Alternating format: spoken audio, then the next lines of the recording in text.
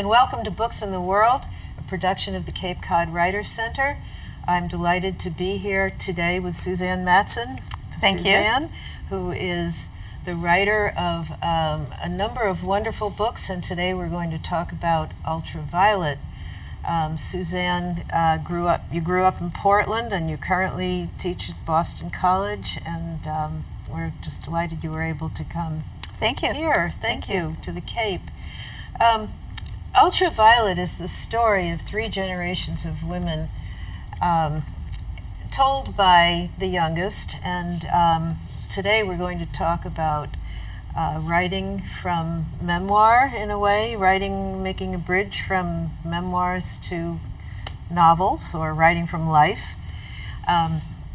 And we're going to really give you some insight into this book. It's really a lovely book. Beautifully described in the cover blurbs by Gish Jen, who is a wonderful author. And does she also teach at Boston University? No, she's not teaching now, but she has taught around. Okay. Yeah. Lovely author. I highly recommend her. But what she said about your book, capacious, unsentimental, and yet forgiving, Ultraviolet brings us both the intimacy of women's lives and their trajectories across continents and generations. This is Suzanne Matson at her wisest and deepest. Wonderful. Well, Thank you. Congratulations. I think to be called wise and deep is a wonderful thing. How does it feel to see these blurbs here on your book?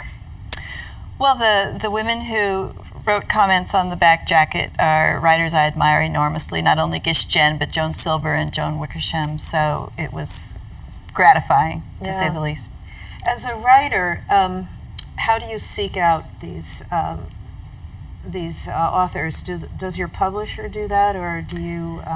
It's a conversation with the editor, and the editor reaches out for the comments, but you talk together about writers you admire and writers who might have a particular resonance with your project. I asked you to talk about this comment about being capacious and unsentimental and yet forgiving. What do you think she had in mind? Well, you know, there's sadness in the novel, but I hope that it's not just pure pathos for the, in a sentimental way to manipulate readers' emotions. I wanted it to be as much like real life feels as possible, which is that, wonderful things happen, terrible things happen. I wanted to get the sort of, relentlessness of real life and what it feels like. So I think the capacious and unsentimental part, would be something I was actually aiming for. Well, that's great that she picked that up. And then one of the other New Yorker comments was unostentatious yet intricate. And in a way, you've covered that thought as well. So this person who wrote for the New Yorker had a similar feeling. Domestic scenes emit blasts of emotional life as the women grapple with the swooning collapse and expanding distance between their interior lives and the outside world. And that contrast between the outside world and their interior lives is something that I really wanted to foreground. The history is a real character in this novel, and it influences their choices and constrains their choices. Well, let's jump into talking about these characters. A little bit follow the chronology of the book. The first part is based in 1930, and it's the story of what I call the grandmother, is the grandmother of the main character, and she has been in India for over 20 years as the wife of a Mennonite missionary who's building schools.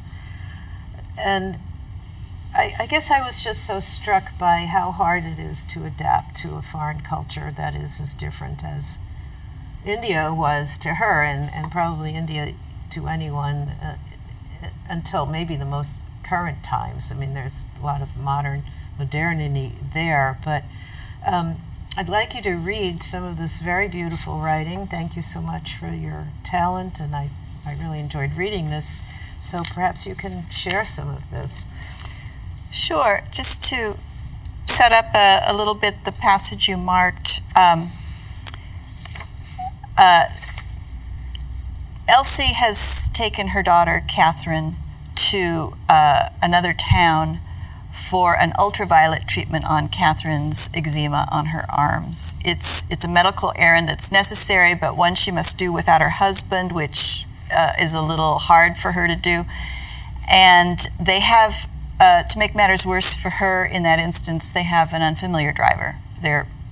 And he's a Sikh, and there's a language barrier, and she's very much feeling out of her element. What she has written in Letters to America, the good that they do, the children they save, the eyes that they open, but India keeps reducing her to a person who knows nothing, the vast impassivity of it, the endlessness always poised to swallow up their carefully laid bricks and pews. Will they ever be allowed to stop building and go home? And then skipping a little bit of the journey, but the Sikh has stopped to have a conversation with someone about, she infers, politics. Elsie is not in possession of the nuances, though the British are the ones now granting the mission its land leases. Her husband is convinced that the survival of their work will be dependent on the goodwill of the natives. She understands the issue in the main, of course, the part about white skin, the Britishers and hers too. But there is layer upon layer of complication, and that is where she gives up. Too many factions here, Hindus, Muslims, Sikhs.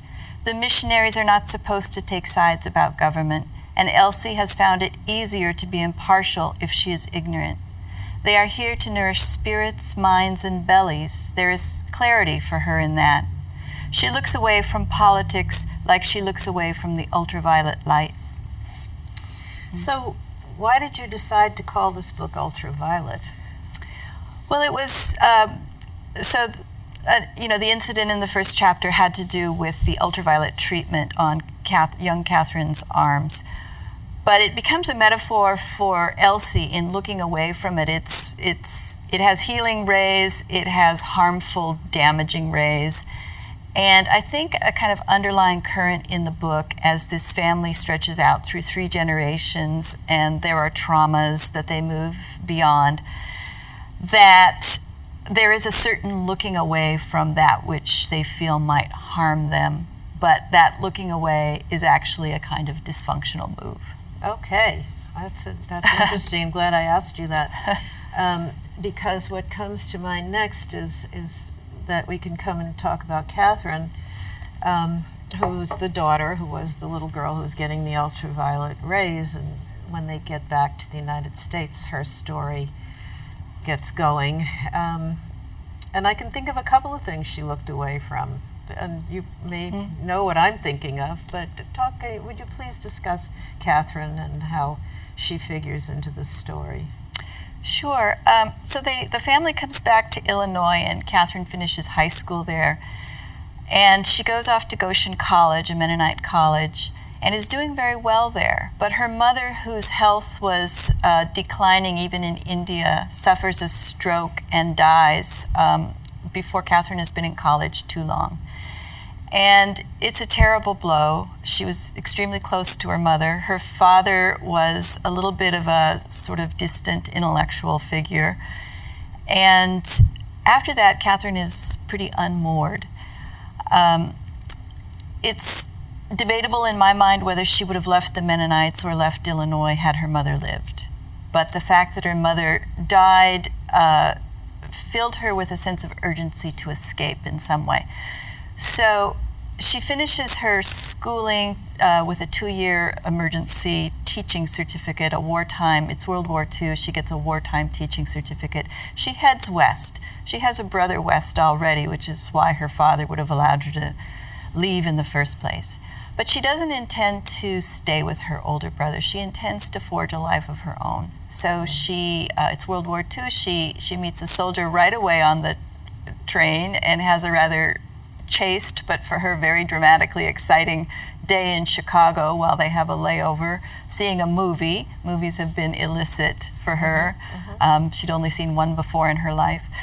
But by the time she gets to Portland and finds a job for herself and a lodging for herself, she's dating soldiers, going to movies, using cosmetics, dancing. She's letting loose, really. Yeah. She really is. And when you were talking about looking away from the light, I think she looked away from what she was doing, in a way. She got involved with Carl. She decided to go to Los Angeles with him, never asked why they weren't getting married, never, I don't think, knew whether she wanted to she didn't even think about getting married. It was pretty radical for her, I would think. It was. From her background. Yeah. So one of the things that I liked about the book is the amount of historical detail that I feel like I'm there. I feel like I'm reading Life magazine from World War II, or the music of the swing era. So talk about how you integrate apparently what are memories from your family or stories from your family with the research that you're doing, and how does some of that get built? Right. Well, as you say, this is based on my family, and I had written 3 novels before this, which were not the least bit autobiographical. And yet this was material both on my mother's and father's side I knew that I would someday use in fiction. But I had to reach a certain point. I had to circle around it with different kinds of drafts and approaches. But along the way, I was very careful to collect as many stories as I could from both my mother and my father. And yet, as you know, as anyone knows who questions an older person, they have their stories, and the stories kind of stay the same. And I kept trying to nudge them off, into new territory because I needed to know more. An instance of this is I was unable to believe that my mother had been able to shed her Mennonite, strictures to such a point that she could have traveled to Los Angeles with my father. And she didn't want to talk about it much. He had a construction job down there. She went along for a kind of vacation, and a few months passed down there. And I was sure she must have been haunted by guilt about that. So I was trying to nudge her into a new memory, and finally she remembered the Black Dahlia murder that happened when she was in Los Angeles, a very famous, still unsolved murder. And she visibly shuddered. It still frightened her so much to think about it. And she didn't have to say anything more. I had what I needed to write that chapter. I then went off and researched in detail the Black Dahlia murder, because for me, that viciously slain woman who was impugned in the Hearst newspapers of the day as being immoral because she had a lot of dates and knew a lot of men. And as if she sort of deserved what she got. I knew that traumatic event in the news, traumatic for a whole city, had somehow lodged deeply in my mother, and I think sort of fused with the notion of sin for her. And so that's this process of outside research, building off of narratives that I knew was really the mode. Some of the detail that you include, your mother could have talked about going dancing and seeing Harry James, I would assume, or you could have researched the period. So you do. It was some of both. Some of both. There were a couple of other things that struck me as stories that I've heard about women in those years. If you didn't have a child, you were an outcast. If you were not wealthy enough, or even not doing that well, you made your own clothing. You sewed from patterns and those kinds of things that I haven't heard people talking about lately anyway. So that was fun. But she definitely put herself in danger. And she married Carl eventually and settled. And we talked about this before. I just got the feeling that she just wasn't sure what she really thought about herself as an independent person. And when it became time to get married, I guess I'll get married kind of thing. Maybe I'm reading into it, but certainly good discussion for book groups, I would think. Yeah. Well, she was in her later 20s, and I think, she did say to me, the marriage was unhappy, and a lot of the novel traces out sort of the dynamics of that. But she did say to me, I think I settled, My father was a good man. Carl, the character, I remember before we began the show, you told me you liked the character of Carl, and many people have told me that. But he's a simple character. He came from Finnish immigrants. They were labor radicals, socialists. His people were coal miners. He had a 6th grade education. The backgrounds of my parents couldn't have been more different, and to an objective eye, more ill-suited. And yet he was, as a character in the novel and from life, he was the exact opposite of her father. He was warm, not cold. Yes. He was spontaneous. He lived in his body. He was gregarious. Yeah, I think this is why people like him. Yeah. He's very natural. Yeah. Not as conflicted, maybe. Right. There are a couple of things we could talk about. The fact that he was from this Finnish background, is that something that was talked about a lot in your family? Did you know your Finnish relatives? Very much so, and that's a factor of one of the oddities about the marriage was that he was much older than she was. But he lied about his age. He lied about his previous marriages. And he wasn't free when he met her at first. So the fact that my father was almost a generation older than my mother, 17 years older, and that he came from a family of immigrants, and he was the middle to the younger half in 10 children, and so my uncles and aunts were older than my father, and my father was 54 when I was born. Okay. So I had Finnish uncles and aunts who, they had a farm, they had a wooden sauna, they spoke Finnish to each other. So it's as if I was very close to like 2 generations back. And so I had this, it was really fascinating for me as a child and for a writer as I grew up. I had this direct connection to a sort of turn-of-the-century immigration experience through them. Well, it's good to get some of that information, and that the fact that they were socialists and that they went on strike, and many novels are written about the Irish and the Italians and Scottish, but I haven't read anything about Finnish immigration. So is that something you might pursue in other writing?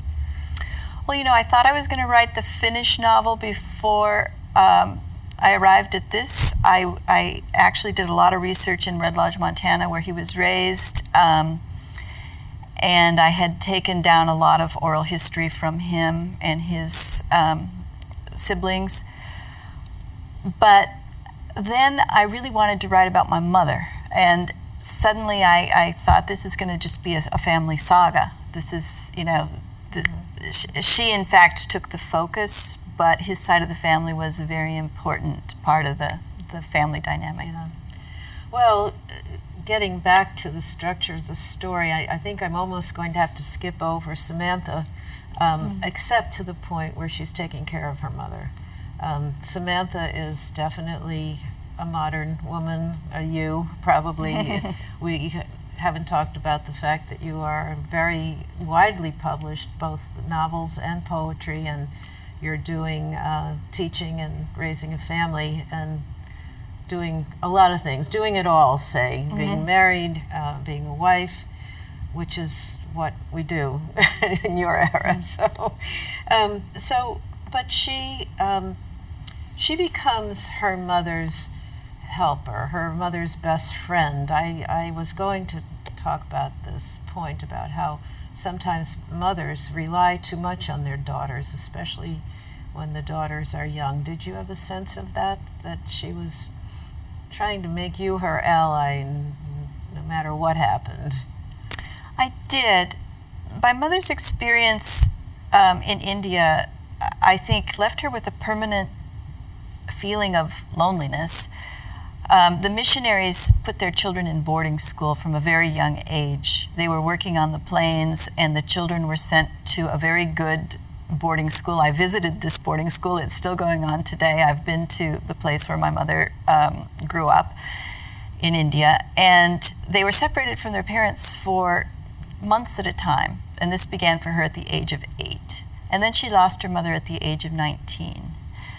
And some part of her was always inconsolable about that separation and that loss. And so she did draw me in as, a closer ally and confidant than was good for me, probably. And, I did take a job on the other side of the country in my late 20s to begin teaching at Boston College. And it was a distance that made me feel like I could live my life. But when my mother needed me and became more vulnerable, I did what I could to close up that distance. She grew up knowing my sons a lot through a lot of travel, and then eventually I moved her out here. Yeah. Well, you have written, and I think some of the best parts of the book are about your mother's later years.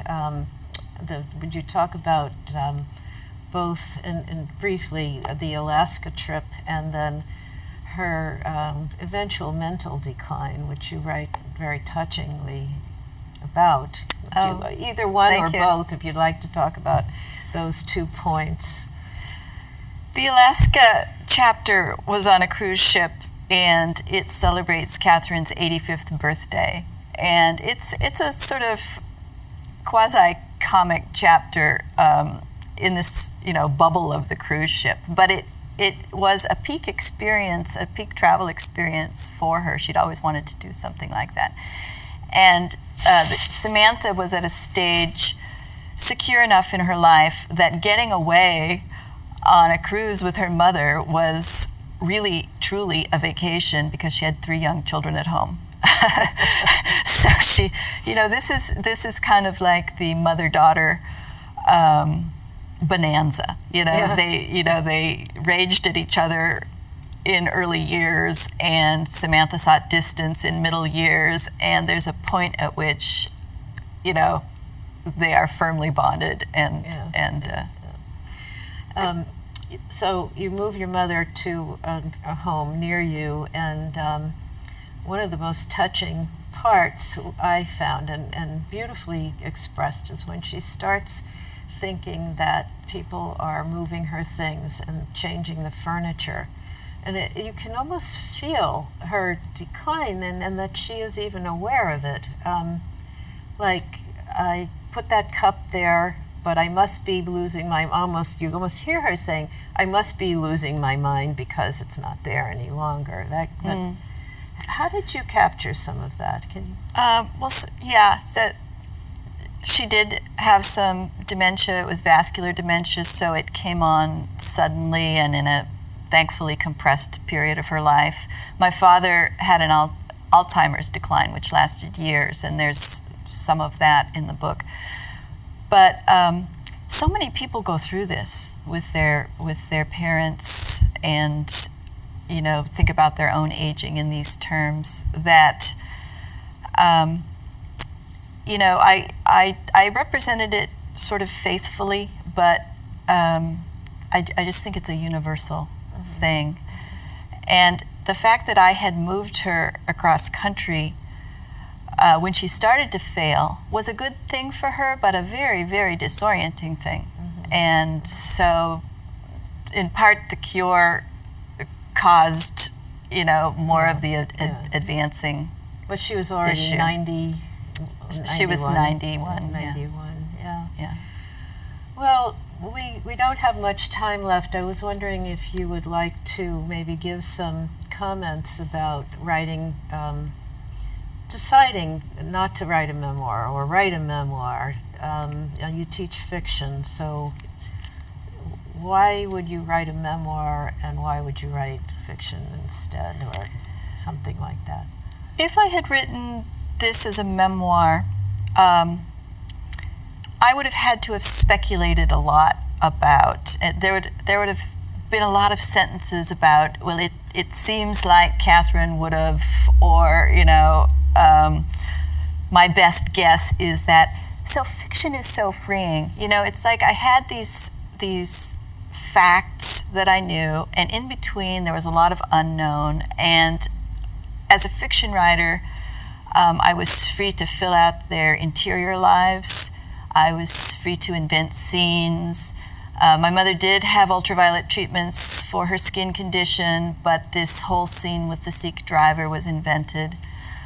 And in fact, she was, when she was still living, she was still very clear-minded when I had written the ultraviolet chapter, at first as a story, a short story. And she read it, and she said, it didn't happen, nothing happened that way. And I said, I know, and she understood. She understood that I was beginning with the facts and I was inventing. Well, I liked the book so much. I'm encouraging people to read it. Ask your libraries, as I always say, because you might be helping other people. Once the book is there, they can read it as well. Go to our local bookstores. Suzanne has a very nicely developed website, SuzanneMatson.com. That's easy to remember. Yep. And some other lovely books. You have quite a few poetry books and 2 books of poetry and 3 novels before this one. Great. Yeah. Well, come back to Watch Books in the World. Come back when you write more books. Thank you. Thank you all for tuning in. Once again, go to SuzanneMatson.com. Thank you for watching Books in the World. We appreciate it. Thanks, Madeline. You're welcome. Thank you for coming down. It's been a pleasure. Really enjoyed Likewise. the book and enjoyed meeting you as well. Thank you.